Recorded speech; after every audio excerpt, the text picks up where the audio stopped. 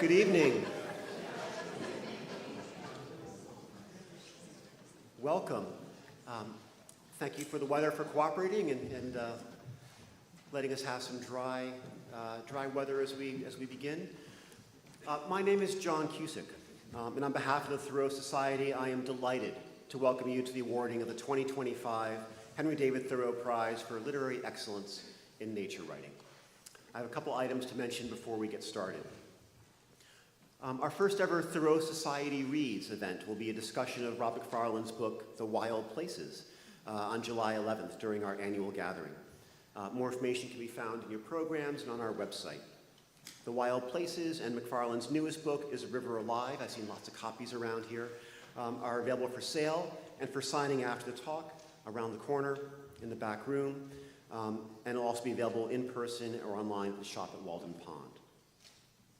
Next week, we kick off the Thoreau Society's annual gathering and the discussion of this year's theme, Thoreau's Revolutions, with a free Zoom event on June 14th at 11 a.m. Please check out our website to register. We also want to extend an invitation to all to celebrate Thoreau's birthday with us in Concord this year. Saturday, July 12th, during the annual gathering, we are offering a day of free programs. We'll begin with a keynote lecture from award-winning writer Camille Dungy, entitled Against Solitude, Rethinking Thoreau. Dungy's latest book, Soil, A Black Mother's Garden, is a seminal work that expands how we talk about the natural world and the environment. Our free day of programs on July 12th will conclude with a happy hour and book sale with free food and over 25 authors on site to share their new books. We hope you can join us. Tonight, we celebrate one writer's remarkable achievement in this field. But before we begin, it's important to remind ourselves that understanding and caring for the natural world, our common home, is a collaborative effort that unfolds over many generations. When we speak a word for nature, we add our voices to those of people who have spoken other tongues in other times, and they have learned to sing the songs of their own homelands. As we begin our celebration of one of the very best in nature writing today, I'd like to acknowledge that we are gathered on the territory of the Musquetequid people, a community within the Massachusetts Confederation and the Wampanoag world, part of the hundreds of native nations who learned to live well on this continent in the thousands of years before Europeans arrived. The Musquetequid people built their lives at this juncture of three rivers, a home full of rich meadows and thick forests. They caught fish and gathered mussels in the waters, planted corn, beans, and squash in the great fields, hunted deer in the woods, and sought to live in harmony with their many human and non-human neighbors. They welcomed the first English settlers and sought to live alongside them, teaching them how to live well along this peaceful river's banks until they were caught up in the brutal violence of King Philip's War. Henry Thoreau believed they had all vanished, but throughout his life, he sought to learn something of the indigenous wisdom that shaped their relationship to this land. His first book, A Week on the Concord and Merrimack Rivers, is an effort to capture this knowledge in river form, stringing his own history and New England's along this ribbon of water, what he calls a huge volume of matter ceaselessly rolling through the plains and valleys of the substantial earth with the moccasined tread of an Indian warrior, making haste from the high places of the earth to its ancient reservoir. Thoreau lovingly cataloged the people, plants, and fish whose lives were intertwined with the river, wondered what a crowbar would do against the Borica Dam, which barred the migrations of fish and which is now finally slated for removal. And he learned to see the river as part of the unfolding mythos that drenches the world in meaning and mystery. He was learning to see, gradually, through native eyes. If he thought mistakenly that the land's original people had gone, we celebrate the fact that their descendants continue to gather, and we thank them for their long stewardship of this place that we too are learning to love. The Thoreau Society is old for an author society, the oldest and largest in the United States. The Thoreau Prize is new, but it's quickly become a keystone in our work to keep Thoreau's writings and ideas alive around the globe and across generations. Dale Peterson started the prize in 2010. He began working with the Thoreau Society in 2017, with the full administration passing into our hands in 2019. During these past 15 years, we have been privileged to honor a slate of writers who have ably followed Thoreau in speaking a word, many words, for nature. E.O. Wilson, Linda Hogan, Mary Oliver, Robin Wall Kimmerer, Jane Goodall, Terry Tempest Williams, and Drew Lanham, among others, writers who have helped us see our beautiful and troubled world in stunning, miraculous detail, and who have mapped and modeled the many ways we can fight to save it. We are grateful to the many donors who have fully endowed this landmark prize. Together, we are now able to better foster the ongoing legacy of Thoreau's work, the long task of using the written word to build a more just relationship with all of our neighbors. Thanks to everyone who took part in this effort to build a lasting forum for honoring the very best nature writers at a time when their words and wisdom are so desperately needed. We're grateful to the Trinitarian Congregational Church, this beautiful space, and particularly to Judy and Ed for hosting this event in such a storied home. The TRICOM claims several members of the Thoreau family as charter members, though not Henry himself, of course, who is loath to join any organization.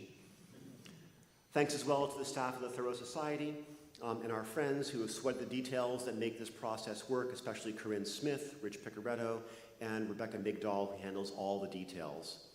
And thanks in particular to the Thoreau Prize Committee, a truly inspiring group of writers, editors, and scholars who discussed with inspiring passion and care the many wonderful candidates for this prize. This year, they have chosen well indeed. And it's my pleasure to introduce the chair of the Thoreau Prize Committee and past president of the Thoreau Society, Rochelle Johnson, who will introduce our 2025 Thoreau Prize recipient.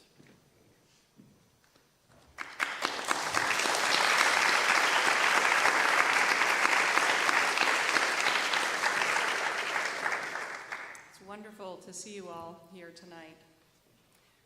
Robert Macfarlane is a fellow of Emmanuel College, Cambridge.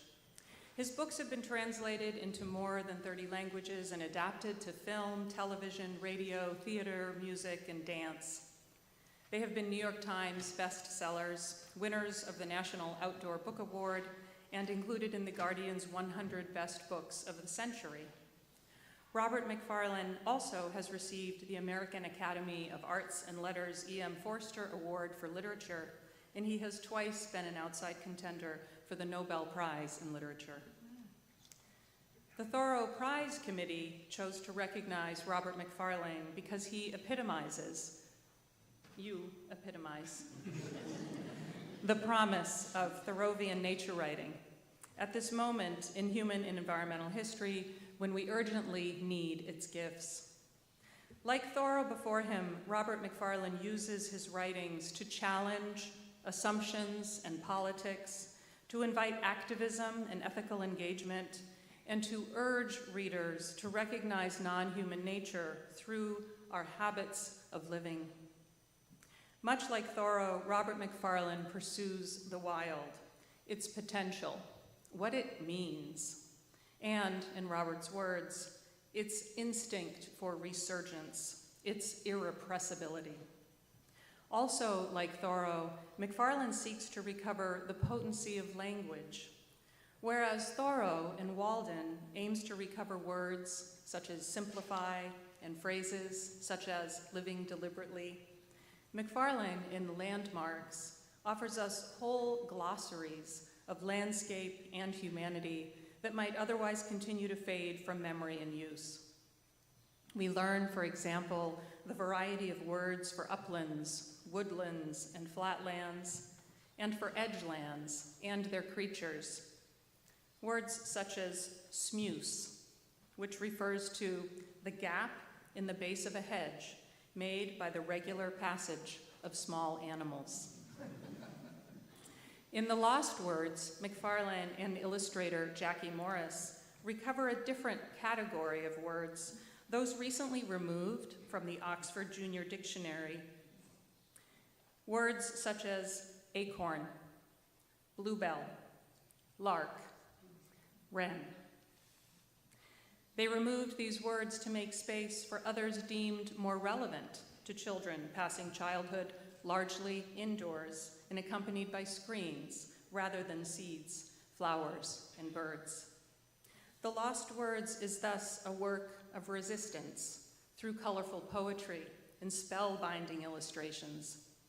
The book, quote, summons the lost words back into use.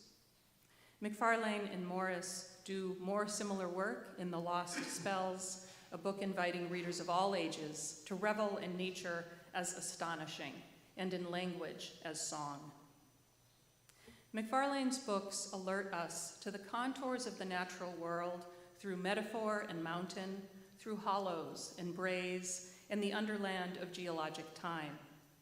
With him, we venture into Norwegian sea caves, the Greenland ice cap, the Paris underneath Paris. In his book, The Old Ways, Robert walks ancient trails to demonstrate that, quote, paths are human. They are the traces of our relationships. In the wild places, he guides us to his, quote, recognition that wildness weaves with the human world rather than existing only in cleaved-off areas. In his astonishing new book, Is a River Alive?, Robert invites us to imagine what it truly means to know rivers as living beings of which we are a part. He journeys along 3 rivers with local people working to save each of those rivers' lives. Engaging politics, ethics, law, and activism, and sharing new depths of his own emotion, Robert navigates legal questions, indigenous knowledge, and mesmerizing riverscapes.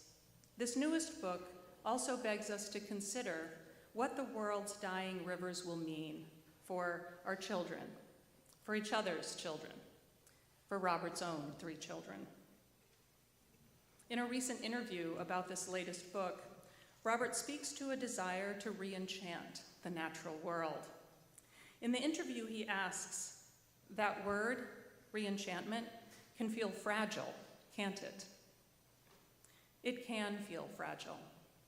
Yet Robert explains in the interview that enchantment might, quote, feel particularly fragile at a moment like this one, when an entire political machine in this country, the United States, is dedicated to the opposite of anima, to the opposite of life, to the flattening of forms of utterance and relation that exceed the fiscal, the instrumental.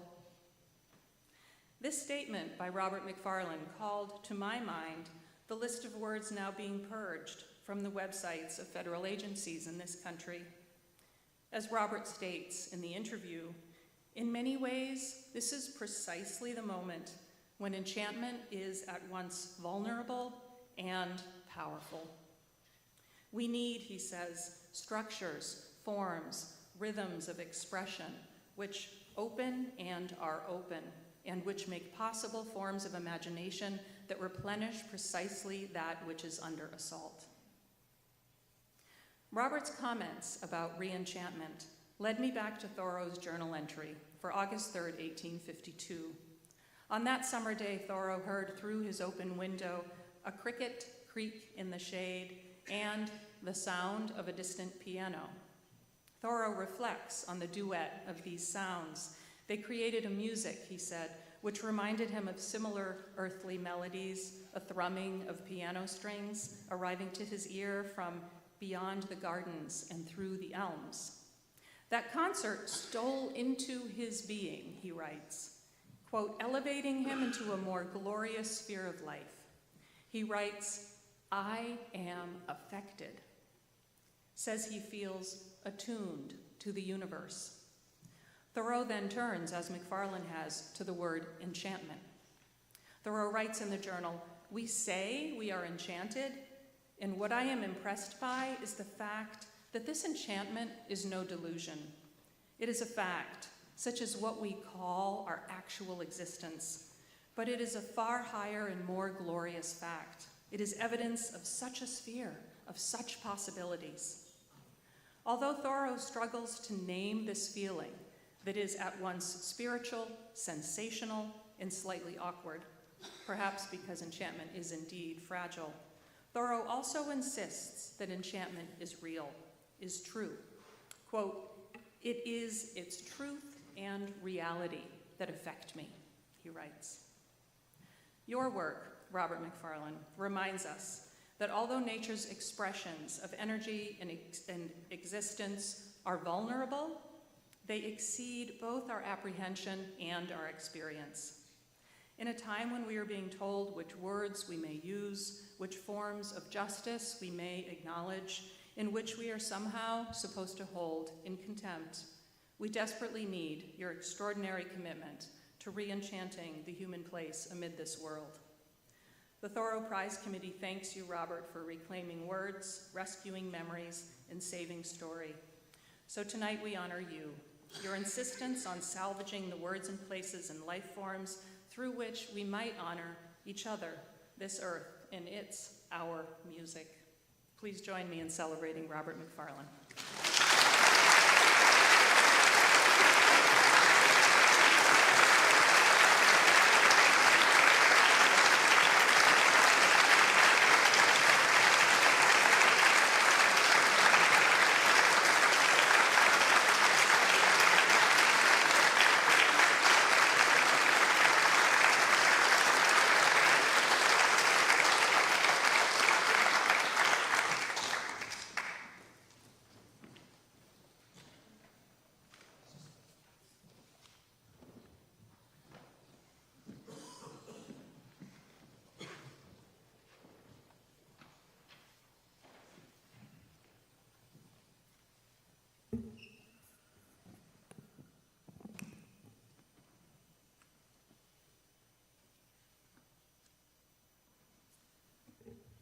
Hello, Concord.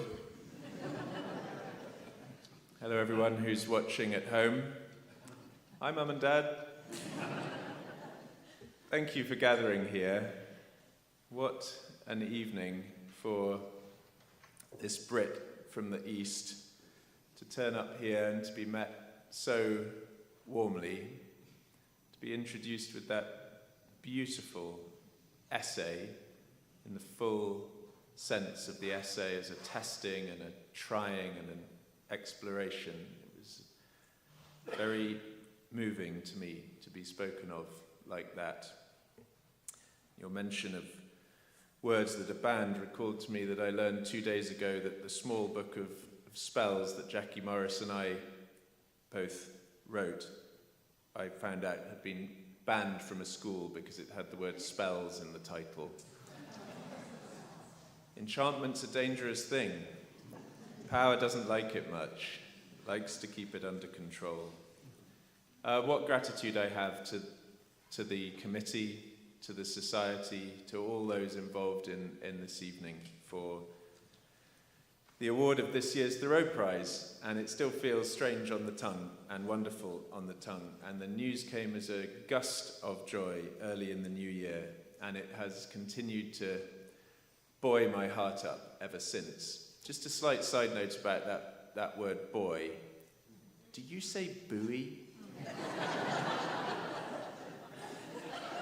That is the difference between our nations. Well, it's continued to buoy my heart ever since. I just want to granulate my gratitude a little. I want to thank John, who just spoke, Rebecca, Migdal, Richard Picaretto, all of the Thoreau Society. To the committee as a whole, I'm so grateful to you. I know something of the work involved in awards. I judged the Booker Prize twice and read 152 novels each year for that. So I hope it's been a little bit less laborious than that. But the labour is non-trivial, and the outcome is vastly appreciated. I've been made so welcome today. I'm at Walden Pond for the first time. Never been here, taught Thoreau for so long, read him for so long, never made it to the pond. And we had a wonderful walk before the rain came. Richard Higgins, Anna Westwinter Rasmussen, Catherine Staples, and Thor, the legendary Robert Thorson. I thank Corinne Smith and the team here in this spectacular church for their work in enabling this evening's event. And finally, and no, I hadn't forgotten you, Rochelle Johnson, who brought me the news of the prize and who has liaised and corresponded with me with limitless patience and good humour and generosity, and who has threaded the eye of the logistical needle with the camel of my itinerary that has enabled me to be here today. You rock. Thanks, Rochelle. I want to speak to you of rivers, and I want to speak to you with rivers. Thoreau did come to rivers perhaps surprisingly late, and we think of him as a pond person, a lake person, of course. And actually, John has already quoted the passage that sets my remarks going this evening.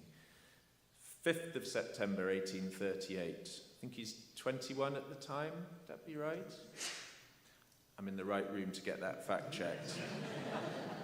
For the first time, it occurred to me this afternoon what a piece of wonder a river is. 21, and he'd never noticed. A huge volume of matter ceaselessly rolling through the fields and meadows of this substantial earth, making haste from the high places to its restless reservoir. A huge volume of matter. This is a materialist definition of a river, and it recalls to me the phrase of the natural theologian Richard Bentley, who was a close correspondent of Isaac Newton, who in a 1692 sermon dismisses rock and water as brute, inanimate matter, worthless, he says, in value when compared to what he calls the soul of one virtuous and religious man. And both of those phrases, I think, are at least conceptually indebted to Aristotle's great chain of being, that durably consequential mismodelling of existence as a ziggoratic hierarchy with humans only overtopped by angels at the summit, rather than as the immense web in which we are all entangled nodes. And as you will know, Aristotle's great chain of being was enthusiastically cathected into the bloodstream of medieval European thought, principally by the scholastics. It was refortified in early modern thought by Genesis's doctrine of humans as having dominion over every creeping thing that creepeth upon the earth. And now the great chain of being is once again reviving and being muscularized by J.D. Vance and the wider Trump administration. The Aristotle-Vance axis is not one you were expecting to hear about today, I know that, but this administration, and Vance in particular, has made clear its commitment to the doctrine of human exceptionalism and supremacism, of which a little more in due course. It didn't take Thoreau, of course, long to dematerialize, to mythicize, to metaphorize the matter of rivers, just as it did not take him long to metaphorize most things, and part of his brilliance, as we know, lies in his ability as a thinker to funambulate that scintillatingly slender line whereupon the living world becomes both itself and far more than itself. He has that remarkable and prolific capacity to make matter both clapper and bell, and thereby to set the universe reverberantly ringing. Rivers do run through much of Thoreau's work, indeed, as Thor has argued. Though Thoreau is most associated with the flat water of the lake and pond, he was, in fact, a man of the river. He was, writes Robert, born on the river. He loved it, he felt its flow in his veins, and the river, as he said, meanderest forever in the bottom of his dreams. And Thoreau's first book was Riverine. Explicitly, it encountered the Concord and the Merrimack as agents as well as settings. And in that book, as my daughter would put it, those two rivers both possess main character energy. And they really do, and of course they do in all our lives, and indeed the flourishing of rivers in the northern hemisphere at least has been more or less coeval with the flourishing of humans. The Holocene is also the Hydrocene, or at least the river scene. Thoreau was a wonderful theorist of writing, we know, and he often used the motions of water to figure the tempi and the rhythms of prose, things that interest me very much, noting how certain sentences and paragraphs ripple on like a freshet or flow as glibly, love that, as a millstream sucking under a causeway. He notes how certain authors attain what he calls, I think slightly cattily, the full tide of their discourse, and he writes about what he definitely cattishly calls the charm of fluent writing. And he observes with fascinatingly precise hydrological inflection, and I haven't really got to the bottom of this one, so I launch it as a thought here. And long before William James coins the stream of consciousness, how the flow of thought is more like a tidal wave than a prone river, and is the result of a celestial influence, not of any declivity in its channel.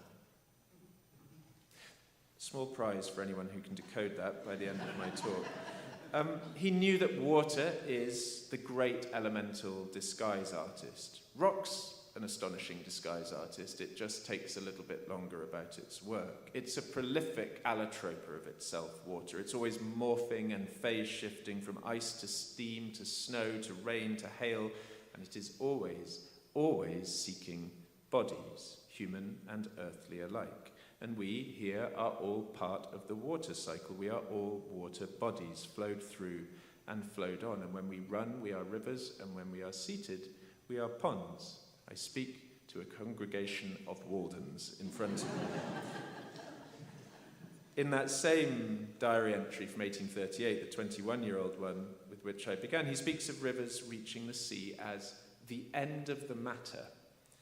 It's not, of course, because when a river reaches the sea, fresh mingles with salt, and river and sea become both and not single, and water re-begins its ascent to the atmosphere, preparing to fall once more as rain and birth a river. 1858, 20 years on, in his journal, he notes, I think, beautifully that a river is superior to a lake in its liberating influence. It has motion and indefinite length. A river touching the back of a town is like a wing. It may be unused as yet, but ready to waft it over the world. River towns are winged towns. Yes, most towns and most cities are winged towns because we have built on water, and we are gathered in a winged town today. And I live in a winged town, the winged town of Cambridge, the other Cambridge, through which runs foundationally the river Cam Bridge, the bridge of the Cam. And I'm doubly lucky because not only do I live in a winged town and near a river, but I live near the birthplace of a river, which is a spring. And the stream who rises there as a spring becomes Hobson's Brook, then Vickers Brook, then the River Cam, then the River Greatouse, and then it meets the sea at the Wash. Spring becomes stream, becomes river, and all three seek the sea. I speak with that very slight rotation of grammar, not of the stream that flows and the spring which rises, but the stream who flows and the stream and the spring who rises. It's a small, but I think, to me at least, significant shift of linguistic posture away from objectification and towards what Robin Wall Kimmerer, one of the extraordinary series of writers who precede me in this pulpit, as recipients of this prize, and that's one of the things that makes me proudest and happiest, is seeing the line that I join remarkable writers all. It's a small shift towards what Robin Wall Kimmerer famously calls the grammar of animacy, that is, language use which recognizes and honors the intense and binding reciprocities in which we all exist with the living world. And while writing this most recent book on rivers and water, I inevitably began to wonder about how, as a writer, I could try in language to bring skeptical readers, rational readers, myself included, rational writer, closer to an understanding of, even a belief in, a river as a living being, and not only merely, sorry, Henry David, a volume of matter, which is predictably and exhaustively knowable. 5 weeks ago, a close friend of mine died, and he died too fast and he died too young. And it was the next day to the little spring near my house that I went, and I went instinctively, really, for 3 days, beginning the day after I'd learned that he'd died. And I found it hard to explain this away to myself, which is inevitably my instinct. I think I just wanted to be with the water as a friend, as a companion, as a medium. Horatio Clare, wonderful Anglo-Welsh writer, said in the summer just gone, he said, speaking of someone that he had lost, the boundary between life and death is permeable both ways to love. It's one of the most wonderful lines I've heard and read in a long time. That felt very true at the Springs, where I was able to think with love of my friend Jamie and to remember the love that he had showed me when he was still alive. Rivers run through people as surely as they run through places. They irrigate our bodies, our stories, our languages, our songs, our memories, our conversations, and everyone, even if you live in Cambridge, lives in a watershed. Where is the literature which gives expression to nature, asks Thoreau famously, and he turns to freshwater for his answer. He would be a poet who could impress the streams into his service to speak for him. I'm going to pick a slight fight with Henry David again here. I don't much care for the subordinacy of his metaphor here, that notion of impressing the streams into service as speakers for the poet. There is, I think, an echo here, an ethical echo at least, of that early account of rivers as volumes of matter, the presumption that rivers are inanimate, ready to be instrumentalized as prosthesis or tool, that they are resources and not life forces, dead and not alive, and that we might follow them to the end of their matter. About 5 years ago, I began making the first notes towards a book about the ideas of life, and I jotted a quick triplet of questions to myself under the heading anima. Can a forest think? Does a mountain remember? Is a river alive? And it was the last of those that drew me on. And one morning when I was walking to school with my son Will, who was 9 at the time, and in the way that children have of feigning interest in what their parents do, at least briefly, he said, "What's the title of the book you're working on, Dad?" And I said, "Is a river alive?" And he said, "Well, duh, that's going to be a short book, Dad." Because the answer is yes. I thought about submitting that as my manuscript, but something told me that even if we printed it beautifully in the centre of each of 300 pages, it probably wouldn't cut the editorial mustard. So, is a river alive? Is a river alive? How we answer this strange and confronting question matters deeply now, and even the asking of it is a first step. And for those who, like me, have been largely raised on rationalism, to imagine that rivers might live or die or even have rights is challenging and counterintuitive work. And while I long for the answer to that question to be as simple as Will felt it to be, I know it not to be. And the great Ursula Le Guin wrote with characteristic lucidity about the effort involved in this unlearning, this reimagining. She says, one way to stop seeing trees or rivers or hills only as natural resource is to class them as fellow beings, kinfolk. I guess, she says, in a very late piece of writing, I'm trying to subjectify the universe because look where objectifying it has gotten us.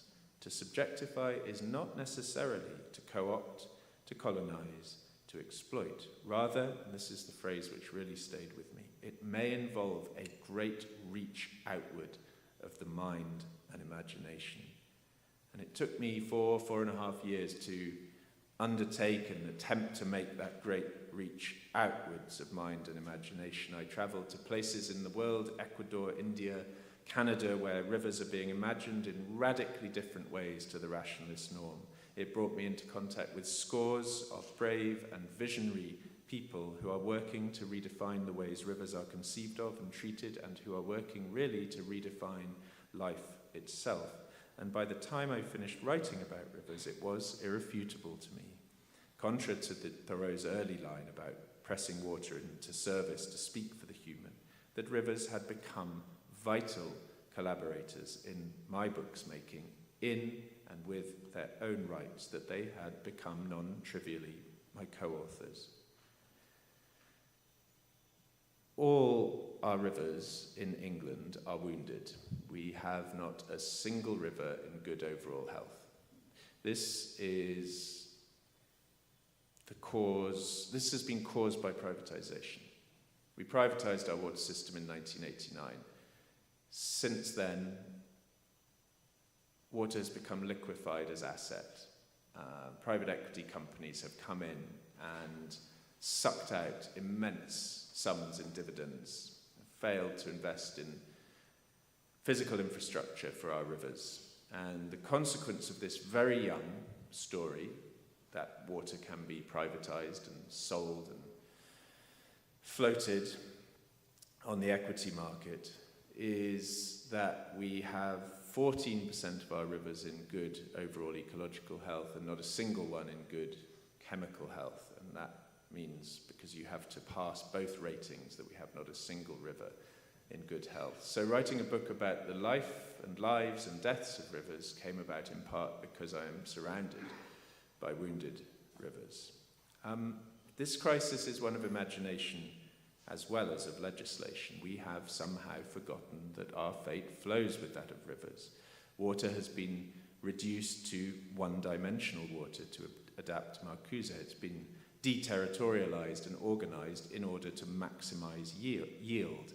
And the assetization of everything which has overtaken water with such consequence in my country has now reached calamity speed in yours under Donald Trump and his administration, and they have made abundantly clear their intention drastically to deprioritize the natural world in favor of immediate economic interest. A war against anima is underway. Doug Burgum, some of you American politics nerds like me, and I am one, listened to Burgum's Senate confirmation hearings, and in the course of that, I think it was 5 hours, I didn't last all of it, he described America's public lands as America's balance sheet. And here is where I realized that we really were looking from opposite ends of the telescope. He said that for the benefit of future generations, those public lands should be cracked open and extracted for the benefit of future generations.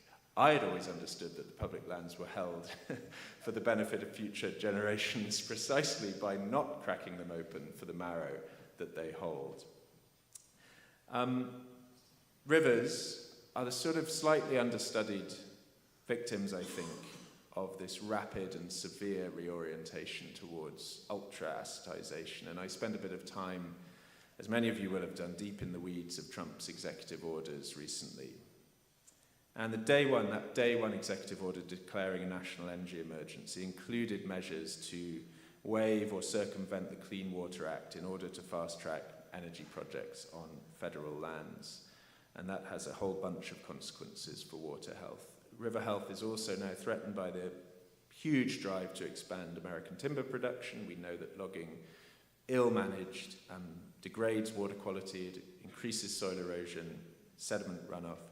The EPA, some of you will have noticed this, of course, as part of the immense regulatory rollback, I think the biggest in US regulatory history, which is underway, has moved to substantively narrow the range of what are called the waters of the United States. And those are the waters that enjoy federal protection from pollutants such as fertilizers and pesticides and mining wastes. And my understanding is that the intent is to sever water bodies which do not seem to connect to flowing water systems, so that you could have a wetland over here which appears not to be in any way connected to a flowing water system, and that would no longer be classified as a water of the United States and thereby enjoy that federal protection. There's a fundamental hydrological misunderstanding at the heart of it, but the intent is clear. Anthropocentrism waxes very strong in this current administration. It mismodels life as a pinnacle, upon whose point humans are aloofly poised. A scant 0.005% of the world's water flows in the world's rivers. They are rare. They are rare, and they are fragile, and they have been vital accomplices to human flourishing on Earth for thousands of years. When we view them only as sources, only as drains, we reduce them to the status of feedstock and service provider. We fail to see them for the life-giving and world-shaping forces that they are. Over the past 20 years, this fascinating counter-movement to the asset value account of rivers, and indeed of nature, has emerged. It's usually known as the rights of nature movement, and rivers have become its particular focus and rallying point. And this movement argues for the recognition of ecosystems and natural communities as rights-bearing beings. The recognition, not the bestowing. These are rights that have always existed, they have just never been given name. These are, of course, ancient ideas, but they are ideas that have been placed very often under amnesia and erasure by modernity, by extractivism, by colonialism. They are urgent ones, and the rights of nature movement is a messy and complex and compound set of forces, assemblage, set of communities, volitions, but at its best it has lit up activists and artists and lawmakers and politicians across 6 continents. Actually, I should say 7, because yesterday Cormac Cullinan, one of the early wild law theorists, was awarded the Shackleton Medal for his work on asserting and proposing a model for the recognition of the rights of Antarctica. Only 3 days ago, Anne-Marie Hidalgo, the mayor of Paris, requested that the Assembly recognize a Bill of Rights for the River Seine.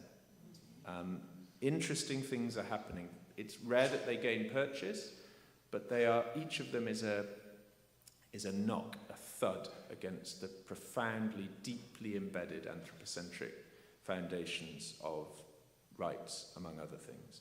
And in 2008, in this remarkable act of moral imagination by a small country, Ecuador revised its constitution and inserted 4 Articles 71 to 74, the rights of nature articles, into its constitution. And they recognize the rights of nature to exist, to flourish, to persist, to respect. And there we see the reciprocity that this form of rights framing accords. These are beings in conversation with other beings, and respect is reciprocal.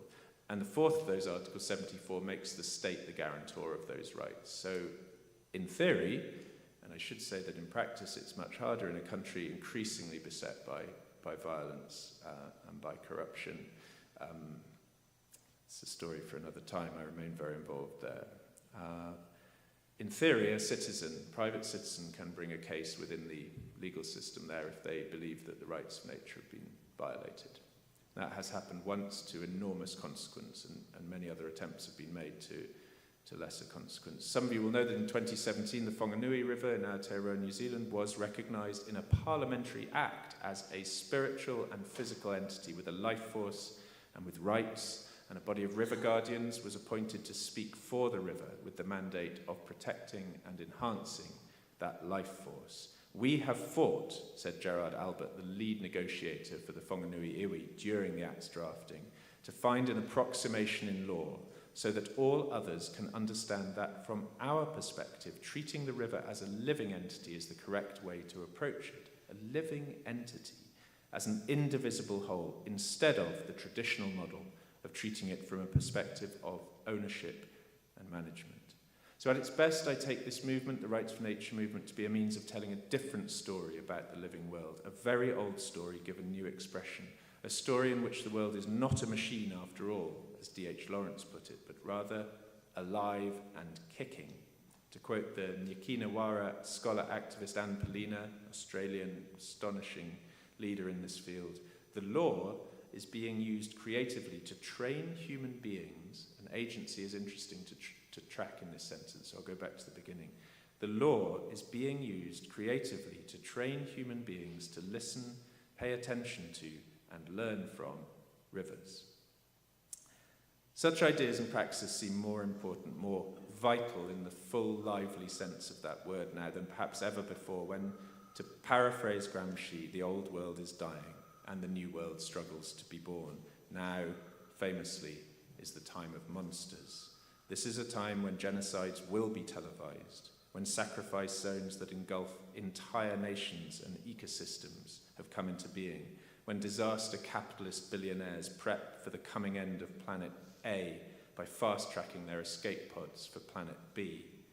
And in the face of such monstrosities, it is notable and hopeful to me that for the past 2 years, the prestigious Goldman Prize, which is sometimes called the Nobel for Nature, has gone to water rights activists, both of them women, and women again and again are the leaders in these movements, who are using rights framings to protect water bodies. In 2024, Teresa Vicente was recognised for her work saving the grievously polluted Mar Menor lagoon in Spain from ecological collapse, and it led this grassroots campaign she led in 2022 to the Spanish Parliament, granting legal rights to the lagoon, and that was a first for a European political body. Of all the river journeys I made over the past 4 years, it was the last and the longest that became the most consequential.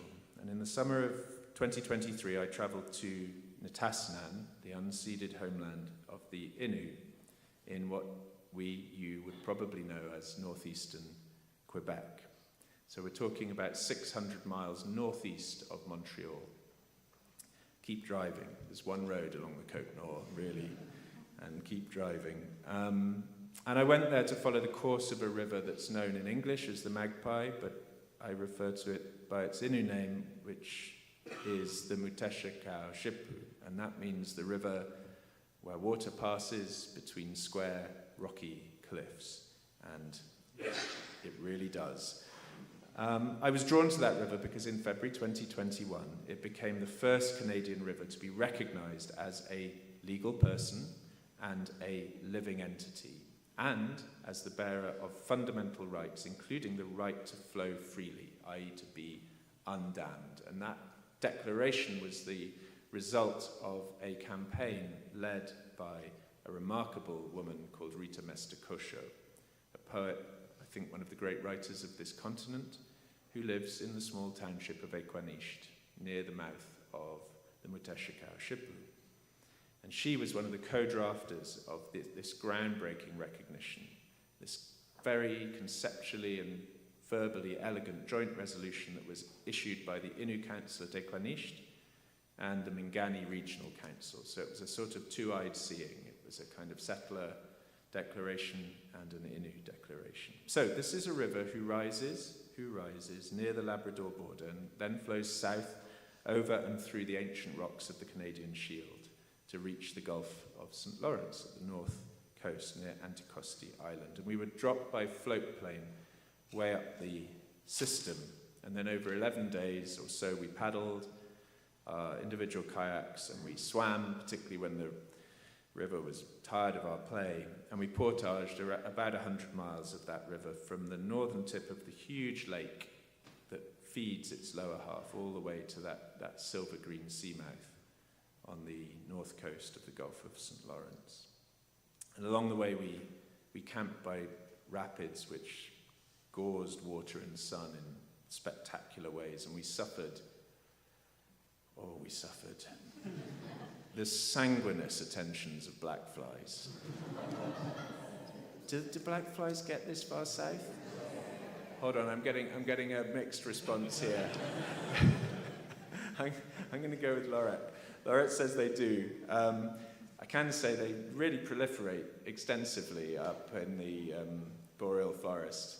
And the first wave hit us, and we just started bleeding extensively before we knew what had hit us. And then the histamine really kicked in, and I remember my friend Wayne, who'd been bitten all over his face and neck and cheeks and everything, and he got up the next morning, and I was like, "How you doing, Wayne?" And he said, "I've been massaging my eyeballs for the past 30 minutes so that I can see."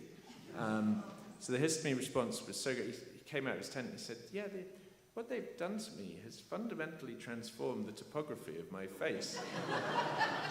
I was like, "Yeah, it really, really has." I was like, on the bright side, what they've done to you is symmetrical.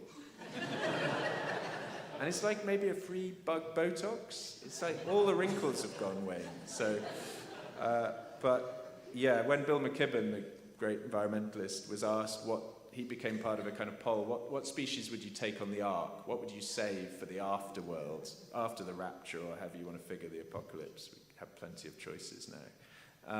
And Bill said the black fly. Everyone else was like, the unicorn or the lion or something. So why the black fly? It keeps us humble. It shows us our limits. I was like, yes. The black flies were part of the asperity of that journey, and I am grateful to them in a way, partly because they gave me a great story to tell in non-black fly zones, and I won't ever be entering a black fly zone again.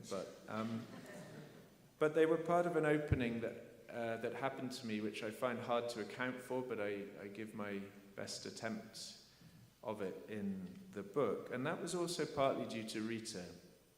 And I went to see Rita firstly and foremostly to ask her permission to travel the river that had flowed through the life of her people for 8,000 years. There was no way I was going to plot myself on it and paddle 100 miles down it without Rita's consent. It took me 4 days to get to Equanisht from my home. And if she'd said no, I would have turned around and felt very disappointed, but I would have gone home. I said, "Rita, very nervously, Rita, can I paddle the river? Can I travel the river?" And she laughed at me. She was like, "Yeah, obviously you have my permission. The permission you need is the river's." I was like, "How do I get that? Is it paperwork based or forms in triplicate?" And she said, "You'll work it out. But you've got to learn to listen, and you've got to learn to see differently." And she said to me, you look too much with your eyes, you think too much with your head, you don't feel enough with your heart, and you are not taking your notebooks on the river.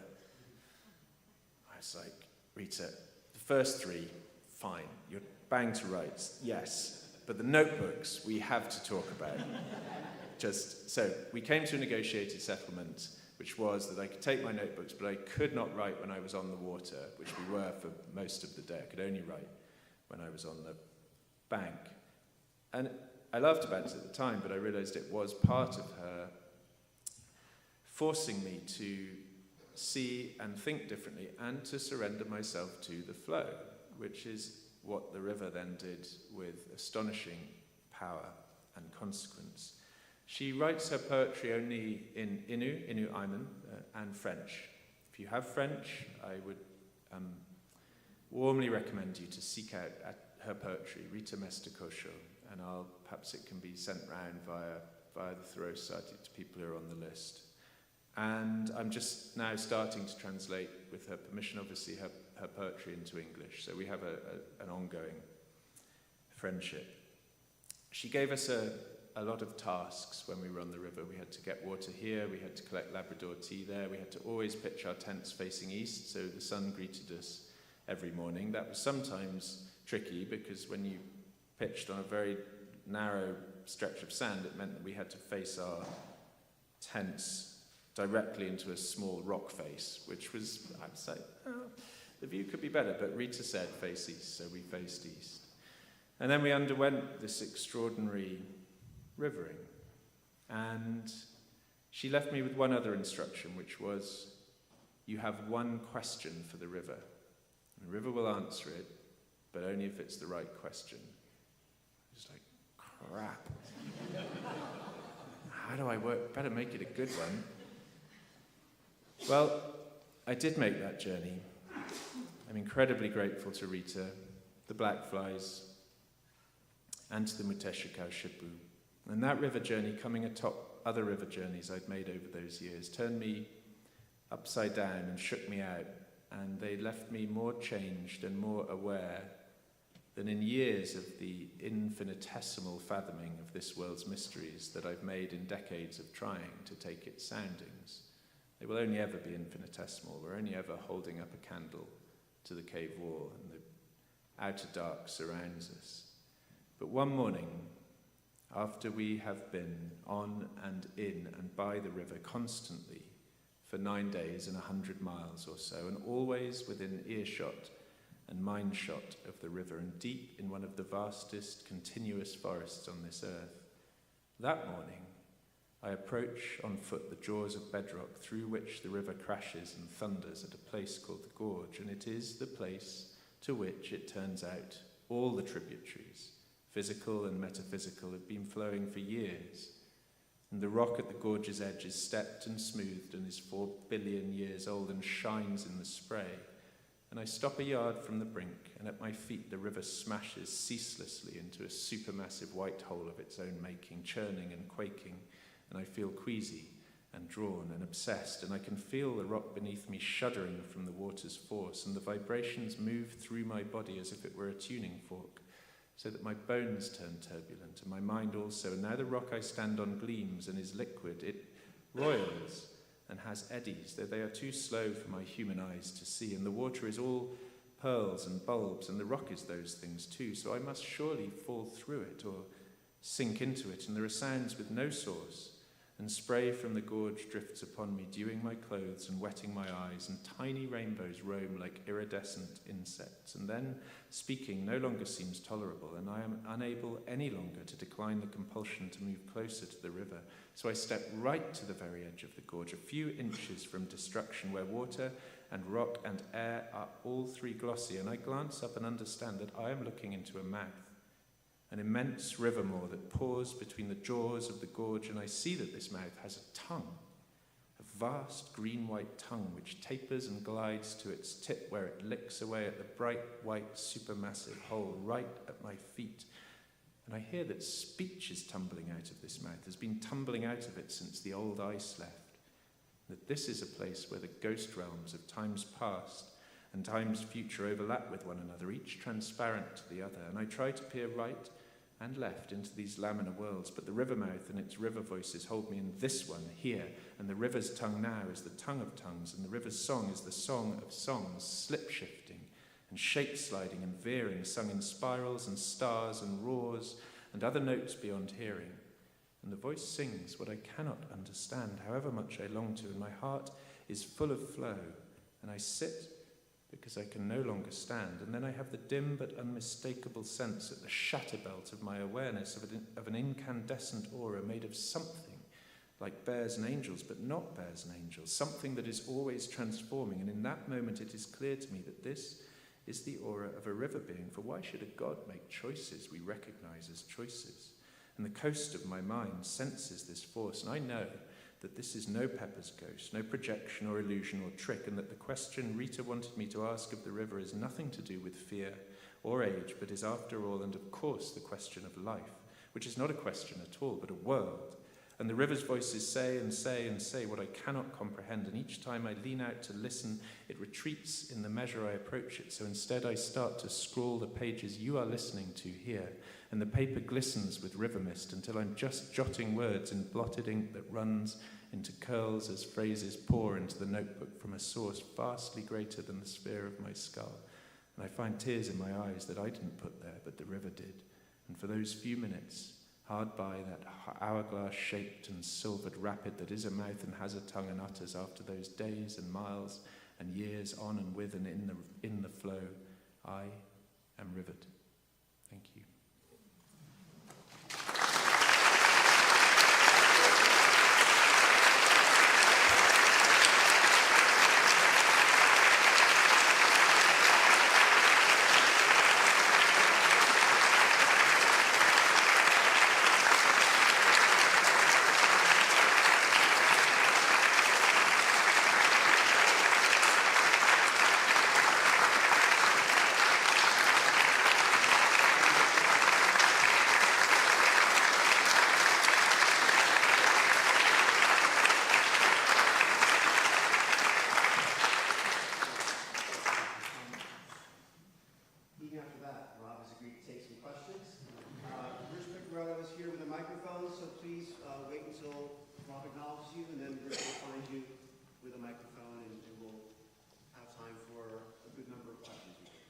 Great. Hi. Yes. Just wait for the mic. Coming around. Thank you so much. It's such a privilege to be here to hear you and to read your books. Thank you. I'm just reading The Wild Places, and your writing is so descriptive. I'm wondering, do you take photographs at all when you're in your travels? And how do you capture, like, in the moment, and be so descriptive? How are you writing as you're, living through these experiences? Thank you. Thank you. Thank you for your words. Well, I'll give an abstract and then a concrete example. So there's a Rilke line, Rainer Maria Rilke in Letters to a Young Poet, which I think is probably the best distillate of creative advice that I've ever met. And I know a lot of artists who think the same. And Rilke says there, the work of the eyes is done.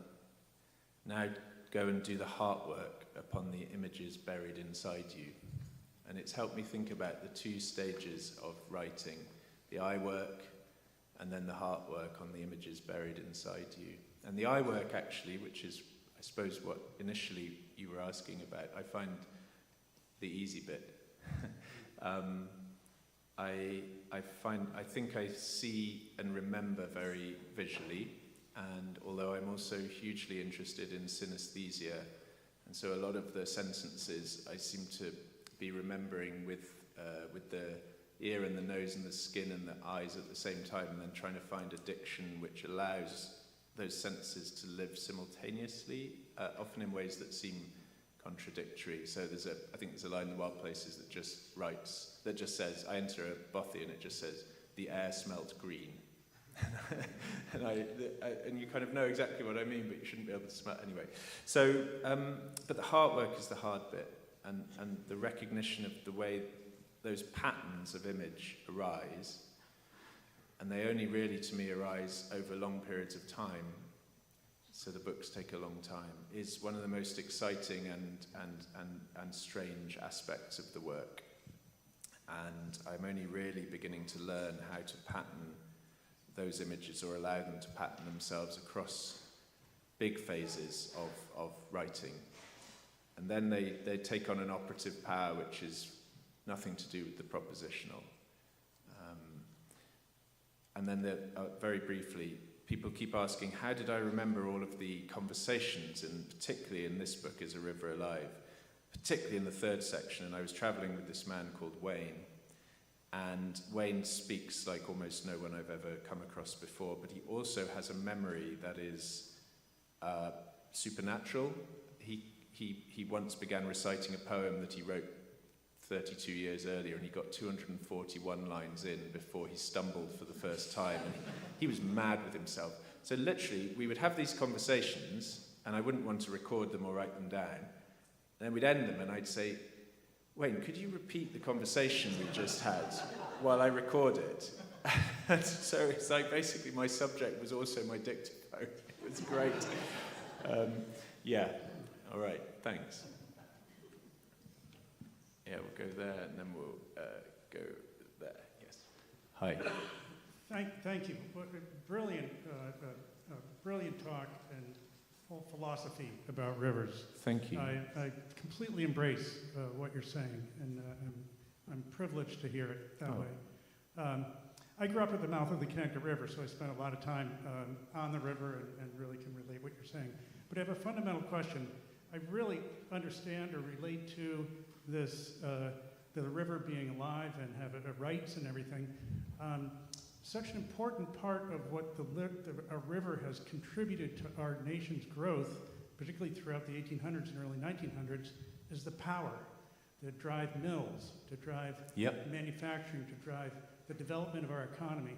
But I can also see where that is doing bad things to the river, of damming it up. So I'm just wondering what your perspective was on our relationship with the river and the power that has provided us to grow our nation and et cetera. Yeah, no, there's no easy answer here. Different versions of force. Different versions of force. And it's not that I want to abolish the instrumental model of relationship with rivers. It's made all of this possible. It's made miracles of human flourishing possible. Dams have supplied clean drinking water and to a certain extent clean electricity to millions, indeed billions of people. So, and have been worshipped as temples of modernity. And the New Deal, and well, we know something of the stories of dams in this country. We also see now the de-damming movement, which is starting to take real momentum and is part of a bigger reimagining of that relationship. And I won't spend too much time on the Klamath story, but those who have followed that story will see what happens when you reimagine a river as undammed, and a different kind of force arises from it. So for me, it is that the instrumental story has risen to become so dominant, and accompanying it has been the, shall we say, delusion of infinite capacity, which is a broader delusion that I think substantially compromises our relationship with the living world as a whole. But that the river will always carry away the waste we give it, and it will always supply the water that we need from it. But I come back to the sense that they are fragile and rare beings, presences, forces with whom we have co-flourished. So it's a restoring of that relationship is what I'm trying to drive. And I'm not the only one. I mean, there's incredible river guardian movements all around the world that are doing this thinking. And it's a future thinking. It really is. So thanks. It's a great question. The green scarf, please. And then, yes, there. We'll go there, and then there. Okay, yes, thank you. Thanks so much. My name is Ann Taylor, and I'm an assistant professor of sociology at Mount Holyoke College, and I work on interpretive agency, and your book has helped me so much in thinking through agency and interpretation, and not just philosophically, but stylistically, just the way that you actually put that into words so poetically. I wanted to ask you about this phrase that I've been working through myself by a philosopher called Eliasson, the right to opacity. And when you are speaking for rivers or speaking for forests or speaking for mountains as river guardians or as, a writer yourself, how do you make sense of opacity? How do you make sense of beings who purposefully are opaque and do not always want to be known in the constructs that we have to know? Yeah, what a wonderful question, Glisson, the right to opacity. I have always been much more interested in how language fails than in how language succeeds. So that opacity is impenetrable by language. And a key text that sort of orbits this book is Stanislav Lem's Solaris, which has a whole bunch of problems going on in it, but is also one of the most remarkable speculative inquiries into exactly what you're talking about, which is the attempt to theorize, to open a plausible line of communication with a sentient ocean. So, it's a science fiction text, but it is staging and interrogating precisely what might be called the withdrawn nature of that supposed sentience. Lem's novel has a line that bounced around my brain a lot. How can we hope to understand a river when we cannot even understand each other? And there is a sense in which one of the consequences of the right to opacity is that it rebounds the requirement for communication back to the species that is doing the asking, and suggests that they carry it out as an intraspecies rather than an interspecies or interbeing project. And I am very inclined towards that. But I do not, the last thing I'll say is I do not try to speak for the river. I believe that I was thinking and writing with the river in ways in which that agency is largely kind of inscrutable to me, but the experience of it was unmistakable. But otherwise, there's nowhere where I ventriloquize the river in full voice, as it were, and that always seemed to me a dead end, perhaps precisely because of the theory of the right to opacity. But it's a fascinating question, and the river remains very opaque. Let's put it like that, even at the end there. So I think we'll go there, and then here, if we have time for 3 questions. I'll make my answers shorter. Sorry, that was banging on. Thank you very much for your book and for this dialogue in highlighting the capacity and plight of rivers across the world. I have the great good fortune of working with the Connecticut River Conservancy, which flows 410 miles, the great river, through 4 New England states. And one of the tasks I've set for myself is to help us think of ourselves as citizens, as residents, as inhabitants of a watershed, rather than 4 distinct arbitrary political subdivisions. And that's a big task, and I would be greatly helped by your assistance in how we might begin to shift our conception to being citizens of a watershed rather than an arbitrary political boundary. Wonderful question, wonderful to hear the work you're doing. Let me see if I can give 3 very quick responses to this. One is the watershed test. So I think that we should encourage every citizen, that is to say everyone who lives in a watershed, which is to say everyone, to be able to name the chain of rivers and waters that flow past them, back to the source and to the ocean. I think there's just a heuristic, as it were, that connects people to the sense that they live in a watershed. They live with and by flowing water. And names are a whole other question, and we can get into those, and I would always rather use the first names, as it were, where possible. Then I would suggest having a look at the Parliamentary Act. It's called the Te Awa Tupua Act, the 2017 Whanganui River Claims Settlement Act, which is fully available on the Aotearoa New Zealand parliamentary website.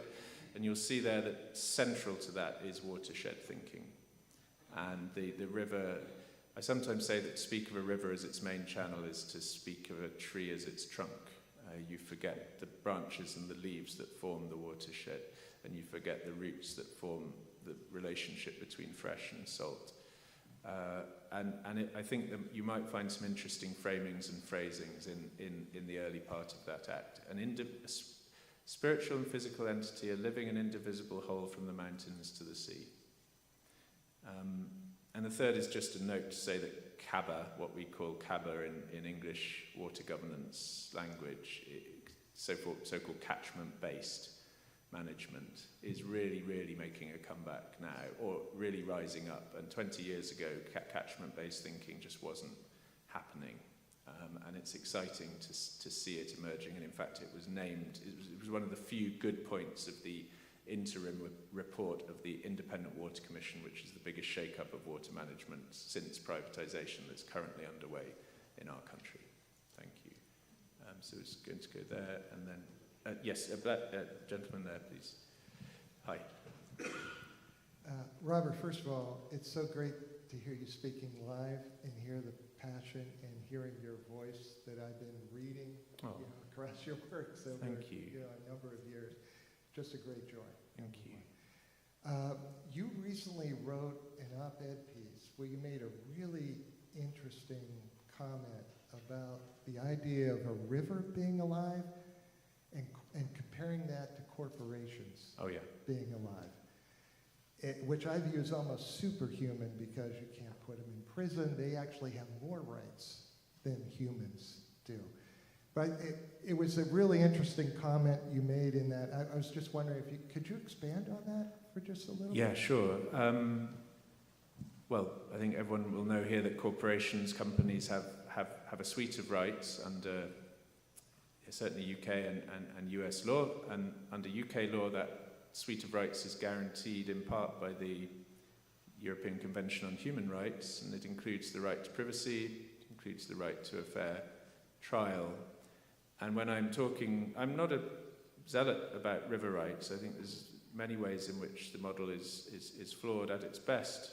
I think it translates the grammar of animacy into the, shall we say, the grammar of power, and that excites me. But that's at its best. But people say, oh, rights for a river, impossible.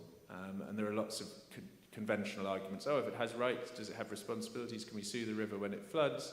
Why should we give a river rights when human rights are being violated multiply around the world on a daily basis? That is the zero-sum model of rights which power loves to appeal to because it keeps the status quo intact. If you model rights as the addition of any right will result in a concomitant subtraction of another right, the zero-sum model, then you are in effect defending the status quo. That is not how rights work. Rights legislate relationships between beings and entities and communities, and they're vital ligaments, but they do not exist in a zero-sum relationship. But I sometimes use the corporation to instantiate the idea that a non-human entity can be a rights-bearing entity. People are like, oh, okay. But, here's my final thought, I do not want rivers to have the same rights as corporations, because corporations screw rivers, and there is no easy read across. So we need to reimagine that rights basis for rivers and recognize that it's not being bestowed, it's being acknowledged. Recognize that it's inalienable, and recognize that it is separable from responsibility. And I'll end that thought there. One here. I don't know how people, you've all got places to go, I know. So, Thank you especially for the work of the heart, as you put it. And I'm still reverberating in that moment where you end by saying I've been rivered. And it's taking me to watching very small children and some of their most significant moments when they're even just weeks and months old is their relationship with inanimate things. And whether it's, figuring that they can drop the food on the floor or their transitional object. And I'm thinking that one way, and I know you've lots to say about rocks too, which I fascinated by, and just feeling like you're inviting us to re-examine our relationship with the inanimate world as a whole from the most fundamental moments of, or ways of our being, as you were in that moment that you described. And so I'm stuck there, and I'm hoping you can take that further. Oh, well, it was interesting to hear you, even as you were speaking about overcoming it, reallocate the word inanimate to the world that you're describing, as it were. And so, yeah, it is the work of reanimation. And I suppose I could just say that I've come to in the philosophical fields of ontology, that is the study of the theorizing of the nature of being, broadly divides into process ontology and substance ontology. And substance ontology allocates life to the unit. And process ontology allocates life to the interface. That is to say, it is fundamentally processual and relational in nature, and that what we mistake as the unit of our body is in fact always and only and ever intersubjectively in relationship with the given world, that is also tumbling and processually in relationship with itself. So being shifts from a noun to a verb, from a state to a process. A few things, I think, teach us that better than a river. The relational ontology model is a kind of easy place to get to, but a hard place to build from. And I won't start to try to do that now, but I would recommend to anyone who's interested in this the work of Tim Ingold, who's an archaeologist and, well, predominantly an anthropologist, though he's very interdisciplinary. And some of his work on life is some of the best I've read on this reimagining of anima as relation. We'll take one last question. I'm good for one. Yeah, if folks are, I think, yeah. I think they get to me. Thank you for the wonderful work that you do, and your talk tonight was just spectacular. So I'm rereading Arctic Dreams now, which I read about 20 years ago. And as you're talking, I'm thinking, God, he has to know Barry Lopez. So I checked the index, and sure enough, I go to page 223, and you refer to him as your friend. So I'm curious about your relationship with him, and maybe if you could speak for a moment about what his work has meant to a lot of writers, a lot of people, and someone like yourself. Thank you. It's a lovely invitation to close what's been, for me at least, a really wonderful and affirming evening. Thank you. Barry was he was a North Star, let's say. He was a very North-minded person, though he was incredibly generous and prolific in his geographies. And I read him, he made me a writer. He blew open my sense of what the weirdly named non-fiction could be, turned it into a terrain of possibility, of hybridity, of braiding, weaving. He mixed glittering prose poetry and reportage and cultural history and anthropology and politics. Arctic Dreams, if you haven't read it, still holds up, I think, even, it'll be 40 years on, I think, now, this year. National Book Award winner, absolute landmark for me, and so many others in that heteroglossia, the many-tonguedness of it, the bright crystalline vision, but also the deep compassion that it embodies for land and for people, for otherness of many kinds. And we corresponded for years. I once returned home from school to find a school pickup. I opened the door, and on the letter mat was an envelope, and there was clearly a typewriter. A typewriter had been used to type the address. And I looked on because you Americans do this thing where you put your sender address on the outside of the envelope on the top left. And it was Barry Lopez. And if I'd found a rattlesnake on my doormat, I would have been less surprised. I leapt. It was like, how did he get my address? And Barry Lopez! Anyway, it was a very sweet letter, which was mildly taking me to task for getting a factual detail wrong about something in an essay I'd written about him. So it's slightly inauspicious beginning to our friendship, but that friendship did flourish, first by correspondence and then finally in person. And meeting Barry in 2019, when he drove 4.5 hours each way with stage 4 cancer to meet me, to place a stone that he'd picked up in a ventifact from Antarctica in my hand, and very much wanted to, I think, he knew death was coming, and he wanted to instruct me and task me with work. And shortly after that, he was, as some people will know, he was burned out of his house by the green apple. I think it was a green apple wildfire that leapt over the hill and down to the banks of the Mackenzie, where he lived for 40 years. And that ate a lot of his archive that hadn't had time to move.